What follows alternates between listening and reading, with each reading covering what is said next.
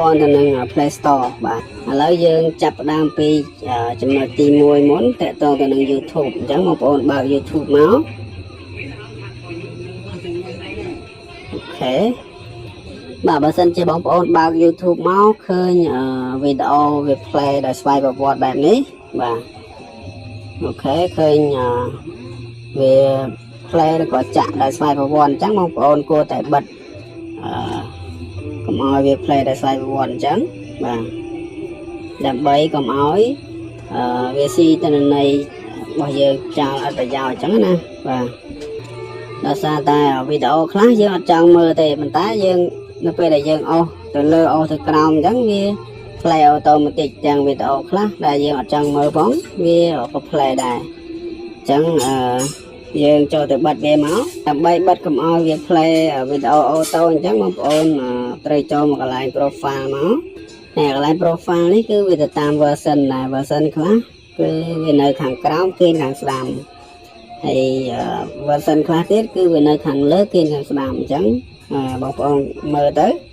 តើ profile របស់យើងនៅណាយើងចុចកន្លែងហ្នឹងមកបាទអញ្ចឹងទូរស័ព្ទរបស់ខ្ញុំវានៅខាងក្រោមបាទយើងចុច profile នៅខាងក្រោមតែម្ដងអូខេបន្តមកទៀតបងប្អូនចុចទៅលើសញ្ញាកងចាក់ហើយបងប្អូនចុចយកកន្លែង general អូខេបន្តមកទៀតបងប្អូនស្វែងរកពាក្យថា playback and fit បាទនេះយើងចុចបែកកន្លែងនេះមកអូខេមកដល់កន្លែងនេះគឺយើងមានជម្រើស2បាទខ្ញុំអត់និយាយខាងលើទេខ្ញុំនិយាយចាប់ពីខាងក្រោមចាប់ពីកន្លែង Wi-Fi ទៅមកក្រោមបាទអញ្ចឹងគឺយើងមានជម្រើស2ទី1បើសិនជាយើងចុច tick កន្លែង Wi-Fi only នេះតើតែយើងភ្ជាប់ទៅកាន់ Wi-Fi ទៅវា play វីដេអូដោយស្វ័យប្រវត្តិបាទអញ្ចឹងបងប្អូនអាច tick លើនឹងក៏បានឬក៏ជម្រើសទី2បងប្អូនអាចចុចបិទចោលតែម្ដងទៅក៏បានដែរទោះបីជាយើងភ្ជាប់ Wi-Fi ឬក៏ប្រើប្រាស់អ៊ីនធឺណិតចេញពី SIM របស់យើងក៏វាអត់ play អូតូដែរវីដេអូហ្នឹងណាបាទអញ្ចឹងបងប្អូនអាចចុចបិទមកអូខេប៉ុណ្ណឹងបន្តមកទៀតបងប្អូនចុចថយវិញបន្ទាប់មកបងប្អូនស្វែងរកពាក្យថា video quality preference បាទនេះចុចមកហើយបងប្អូនត្រូវ tick យក data saver បាទបានន័យថាយើងកាត់បន្ថយគុណភាពវីដេអូដើម្បីសន្សំទិន្នន័យអ៊ីនធឺណិតបើសិនជាយើងមើលវីដេអូនៅក្នុងកម្រិតភាពច្បាស់ឬក៏ resolution ច្បាស់ខ្លាំងពេកគឺវាធ្វើឲ្យស៊ីទិន្នន័យរបស់យើងអត់ប្រយោជន៍បើសិនជាបងប្អូនមិនតម្រូវការមើលវីដេអូក្នុងកម្រិតភាពច្បាស់ខ្លាំងពេកទេបងប្អូនអាចយកកន្លែង data saver នេះទៅប៉ុន្តែនៅពេលដែលយើងចង់មើលរូបភាពក្នុងកម្រិតច្បាស់វិញបងប្អូនអាច tick កន្លែងនេះវិញមកដែលឡែកបើសិនជាបងប្អូនមិនត្រូវការមើលរូបភាពក្នុងកម្រិតច្បាស់ខ្លាំងពេកទេយើងយកខាងក្រោមនេះមកបាទដើម្បីជួយសន្សំសំចៃទិន្នន័យអ៊ីនធឺណិតរបស់យើងបានមួយកម្រិតដែរណាអូខេអញ្ចឹងសម្រាប់កន្លឹះនៅក្នុង YouTube ចំណុចទី1នេះគឺមានប៉ុណ្ណឹងបាទឥឡូវយើងចុចបិទពី YouTube យើងចូលមកដល់ចំណុចទី2គឺ Facebook បាទអញ្ចឹងយើងចូលមកក្នុង Facebook មកអូខេបន្តមកទៀតបងប្អូនកន្លែងទៅលើខាងលើគៀនខាងស្ដាំកន្លែងសញ្ញាត្រេ3នេះបាទសម្រាប់ account ខ្លះគឺវាមាន profile របស់ខ្ញុំអញ្ចឹងសម្រាប់ account ខ្លះទៀតគឺវាអត់មានទេគឺវាមានតែសញ្ញាត្រេ3អញ្ចឹងបងប្អូនចុចកន្លែងសញ្ញាត្រេ3ឬក៏ profile ហ្នឹងមកបាទបន្តមកដល់ចំណុចនេះបងប្អូនត្រូវចុចទៅលើសញ្ញាកងចាក់នៅខាងលើគៀកជាមួយនឹងកន្លែងសញ្ញា search បាទអញ្ចឹងយើងចុចមកបាទបន្តមកបងប្អូនអូមកក្រៅមករកពាក្យថា media បាទនេះ media អូខេប៉ុន្តែបើសិនជា account ខ្លះវាអត់បង្ហាញនៅកន្លែងហ្នឹងទេបងប្អូនអាចចុចសញ្ញា search បាទសញ្ញា search នៅខាងលើនេះហើយយើងសរសេរមកសរសេរពាក្យថា media M E D I A បាទបន្តមកគឺវា load នៅខាងលើនេះហើយ ចឹងយើងចុចយកមកបាទមកដល់ចំណុចនេះបងប្អូនមានជំរើសពីរទេដែរខ្ញុំអត់និយាយបន្លោះ tick ខាងលើទេខ្ញុំនិយាយតែត្រឹម Wi-Fi only នេះហើយនឹង Never Auto Play Video បាទចឹងពីជំរើសនេះតកតងទៅនឹងចំណុចទី1គឺ on Wi-Fi only បានន័យថាតើតែយើងភ្ជាប់ជាមួយ Wi-Fi ទើបវីដេអូវា play automatic បាទចឹងបងប្អូនអាចជ្រើសរើសកន្លែងហ្នឹងក៏បានហើយជំរើសទី2នេះគឺ Never Auto Play Video បានន័យថាទោះបីជាយើងភ្ជាប់ទៅកាន់ Wi-Fi ឬក៏ប្រើអ៊ីនធឺណិតចេញពី SIM ក៏យើងមិនឲ្យវា play video ដោយស្វ័យប្រវត្តិដែរគឺយើងបិទចោលតែម្ដងបាទអញ្ចឹងបងប្អូនអាចចុច tick កន្លែងនេះមកអូខេខ្ញុំណែនាំឲ្យបងប្អូន tick កន្លែងហ្នឹងទៅដើម្បីជួយសន្សំសំចៃទិន្នន័យអ៊ីនធឺណិតរបស់យើងបាទអញ្ចឹងសម្រាប់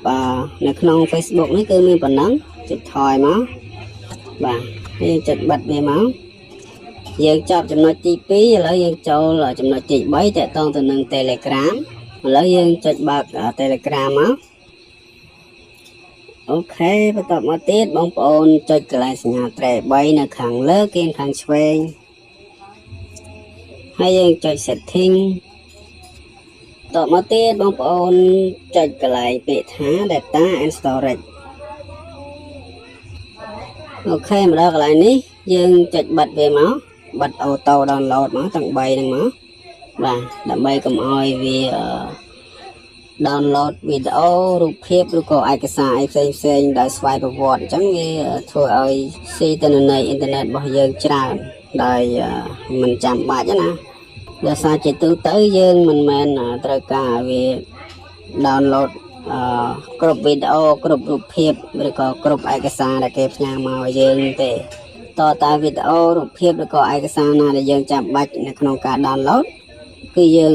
ចាំយើង download តែខ្លួនឯងទៅមិនបាច់ចាំឲ្យវា download auto ទេអញ្ចឹងអ្វីដែលយើងត្រូវធ្វើគឺបិទកងតាក់3ហ្នឹងមកតែប៉ុណ្ណឹងគឺរួចរាល់ហើយចុចថយបាទចុចបិទមកឥឡូវយើងចប់ចំណុចទី3យើងចូលចំណុចទី4តកតងទៅនឹង Play Store បាទអញ្ចឹងបងប្អូនចុចបើក Play Store សិនមកចាំខ្ញុំប្រាប់តាមក្រោយទៀតបាទអូខេបន្ទាប់ពីចុចបើក Play Store ហើយបងប្អូនចុចកន្លែងសញ្ញា profile មួយនេះបាទយើងចុចវាមកហើយយើងយកពាក្យថា setting នៅខាងក្រោមនេះបាទហើយបងប្អូនចុចសញ្ញាព្រួញចុះក្រោមត្រង់ពាក្យថា network preference បាទនេះចុចសញ្ញាព្រួញចុះក្រោមនេះមកបាទបន្តមកទៀតបងប្អូនត្រូវចុចទៅលើពាក្យថា auto update app ចុចលើហ្នឹងមកបន្តមកបងប្អូនចុចទៅលើពាក្យថា Done auto update app បាទចុច tick ហ្នឹងមកហើយយើងចុច OK បាទកន្លែង auto update app នេះគឺយើងបិទវាដើម្បីជួយសន្សំទិន្នន័យអ៊ីនធឺណិតរបស់យើងឬក៏ data អ៊ីនធឺណិតរបស់យើងកុំឲ្យវាស៊ីទិន្នន័យអត់ប្រយោជន៍បាទដោយសារតែ app ណាដែលយើងចាំបាច់ update គឺយើងចូលទៅ update ខ្លួនឯងកុំឲ្យវា auto update បើសិនជាយើងបើក auto update app នេះវាធ្វើឲ្យស៊ីទិន្នន័យអ៊ីនធឺណិតរបស់យើងច្រើនអត់ប្រយោជន៍ហើយពេលខ្លះក៏វាធ្វើឲ្យអ៊ីនធឺណិតរបស់យើងដើរ slow ផងដែរដោយសារតែវាធ្វើការ update កម្មវិធីណាដែលវា load ឲ្យ update ទាំងអស់អញ្ចឹងណានៅពេលដែលយើងបិទទៅក៏វាជួយសន្សំទិន្នន័យអ៊ីនធឺណិតរបស់យើងបានមួយផ្នែកដែរអូខេឥឡូវយើងដល់មកចំណុចទៀតគឺតកតងទៅនឹង auto play video អញ្ចឹងតកតងទៅនឹង auto play video នេះគឺពាក់ព័ន្ធទៅនឹងកម្មវិធីដែលយើងចង់ស្វែងរកឬក៏ download អីហ្នឹងពេលដែលយើងចុចទៅលើកម្មវិធីមួយហ្នឹងកម្មវិធីខ្លះគឺវាមានវីដេអូណែនាំពីរបៀបប្រើឬក៏អត្ថប្រយោជន៍នៃកម្មវិធីមួយហ្នឹងអញ្ចឹងវា play auto ដោយស្វ័យប្រវត្តិតែម្ដងចំណុចនេះបងប្អូនគួរតែបិទដែរបាទយើងចុចចូលកន្លែងហ្នឹងមកបាទហើយយើងយកពាក្យថា Done auto play video បាទ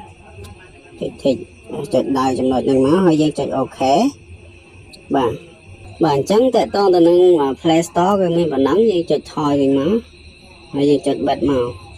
ក អូខេឥឡូវ4ចំណុចធំតកតងទៅនឹងវិធីសាស្ត្រនៅក្នុងការសន្សំទិន្នន័យអ៊ីនធឺណិតឬក៏ data អ៊ីនធឺណិតរបស់យើងគឺខ្ញុំបានបង្ហាញរួចរាល់អស់ហើយវាមាន Facebook មាន YouTube មាន Telegram ហើយនិង Play Store បាទអញ្ចឹងសង្ឃឹមថាវីដេអូមួយនេះនឹងជួយទៅដល់បងប្អូនយើងបានច្រើន